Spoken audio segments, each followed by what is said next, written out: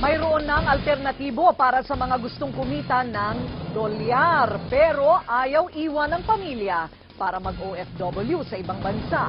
Nauuso na kasi ngayon ang tinatawag na online jobs o yung mga trabahong ang gamit lamang ay internet at computer sa bahay.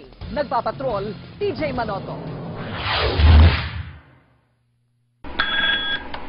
Thank you for calling Fortress Learning. This is Beng. How may I help you? Pag nadinig mo lang, akalain mong nasa ibang bansa o di kaya call center sa isang magarang opisina. Pero dito lang sa kanyang bahay nagtatrabaho si Beng Senon bilang isang online worker. Si Beng ay isang senior online receptionist ng isang kumpanyang nakabase sa Australia. Maganda raw ang kita rito, bukod pa sa karagdagang benepisyo. Kahit nakapambahay ako, pwede ako magtrabaho. So, yun yung yung sweldo ko, nakukuha ko ng buo. Si Justine, writer mula sa Cagayan de Oro.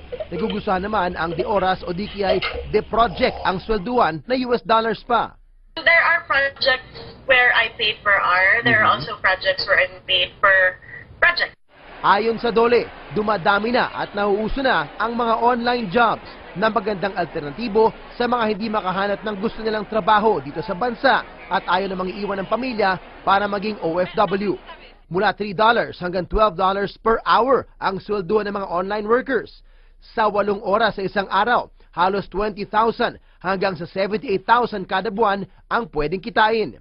Ang Elance at Odesk ang ilan lang sa mga sikat na online services na tumutulong sa mga manggagawa na makahanap ng trabaho na gamit lang ang internet at computer sa bahay.